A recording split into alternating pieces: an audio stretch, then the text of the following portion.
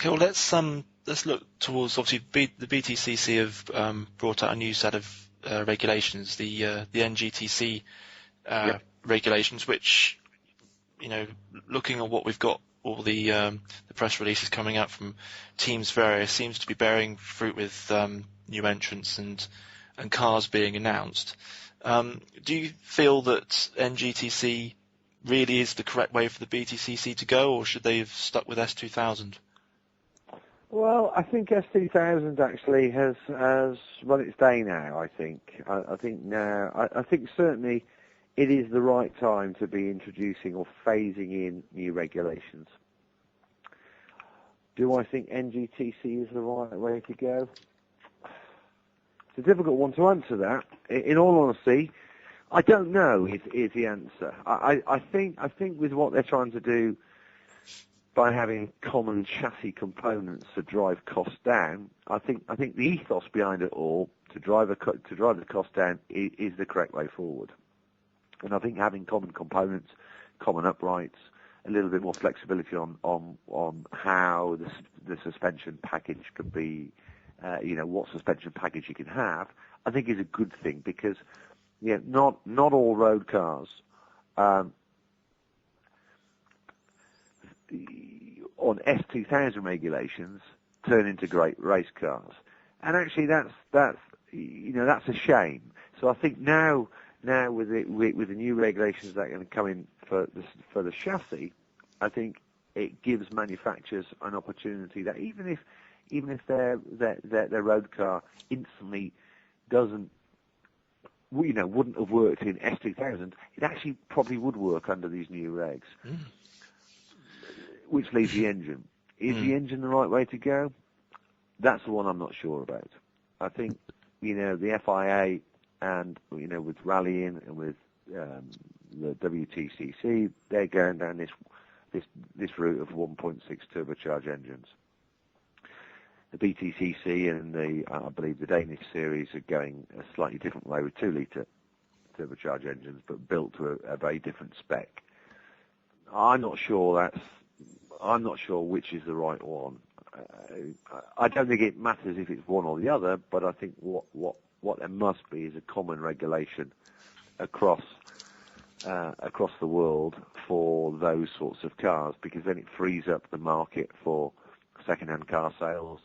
It frees up the market for everybody to play to the same set of regulations. Mm-hmm. And I think it's a risky formula to go out on a limb. Sure. So I guess time will tell, to be honest. However, there is one caveat to my comments, is that Alan Gow is very rarely wrong about stuff. This is true. He has an uncanny knack of putting together packages which work. So yeah, we'll have to time will tell on that. But certainly S2000, it's done its thing now. It's done its thing. I mean, on a side note, all the drivers would all prefer if we had 600 horsepower rear-wheel drive machines. Mm-hmm. But I suppose you can always have a dream, can't you? So just on the engines, do you feel that TORA are on top of the equalisation issues they've had over the last year? You wouldn't be alluding to a gas car, would you? Possibly. No, I don't. I think they got that one completely wrong. Yeah. I think if they're honest, they'll openly admit they got that one wrong. Mm. I was vociferous in my remarks about the specification that car was running to. And to be honest, it wasn't just me. I was one which people were talking about in the press, but everybody was up in arms.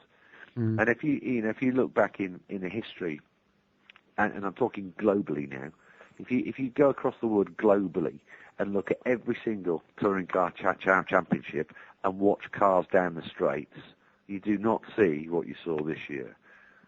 Go back to super touring cars. Go and have a look at Australian V8s. Go and have a look at DTM cars. Go and have a look at anything else. You do not see cars coming past them with 50 mile an hour difference on. No. Something was out of bed, and we know what it was. And if I'm honest, I believe Team Aon and Mount Tune, the people that did their engines, were actually very, very clever last year. This year they were very clever, and I don't think they revealed everything they had to TORA. Right. And I honestly don't believe TORA knew the exact performance they had in that car, because it wasn't revealed to them.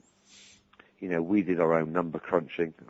Let's not forget, RML have designed and built, the new GRE engine from scratch, from bits of, from molten metal. They designed and built this thing, so they know what they're doing. They're very, very clever people, and the numbers which came out of their computers about the power and the torque that Aon engine had was ridiculous. In a formula where everybody's meant to be within a mile an hour of each other down the straight. Yeah. So, and I also know, for following the car, hey, I had a great engine in my car, and I would have quite happily given my engine and put it in that Ford Focus, and I can guarantee it would have been 1.5 seconds off the pace. Well, on that basis, it doesn't deserve to be at the front of the grid. No, I understand. So, and I think it was damaging. I don't think it was a good thing that they were out there running it, because it just was an unfair advantage. And the only reason they were quick, and the only reason they qualified on pole, was they had a huge. I mean, we're talking massive amounts more than anybody else. So I think that was wrong. I really do.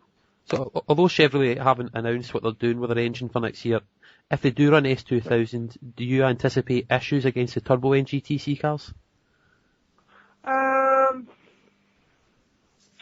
Yeah, I perhaps do actually. I mean, it's certainly if I cast my memory back to Donington Park, to race 3 at Donington Park this year, where I was fighting Andrew Jordan. Mm-hmm. And I mean, that was, even though I was quicker than Jordan, I was coming against this torque issue, which a turbo engine, that's the characteristic. That's what you get with a turbo engine. I could come out the corner quicker. I could do all the right, I could do everything correctly as a driver to, be more precise on my line, not going too quick, think about tyres, getting everything right, come out the corner, marginally quicker, or actually quite a bit quicker, and within 50 metres, my advantage is gone, and another 50 metres later, is another car length up the road. And all that is that's not skill. That's just putting your foot to the, that's just torque. And this is one of the problems we potentially got next year, that the turbo cars will, because it's a turbocharged engine, will have much more torque than an S2000 car. Whether or not that will be managed, it will certainly be managed better than the Aon cars were. And to be honest, I don't think anybody on the grid had an issue with the TORA engine package this year. I thought they equalised that very well, actually, to S2000. So I think they've got a very good understanding of their own package, and I'm pretty sure they're going to manage it well. But it is something, if Chevrolet, and I end up being in a Chevrolet, if they end up running an S2000 spec engine, it is something we need to think about.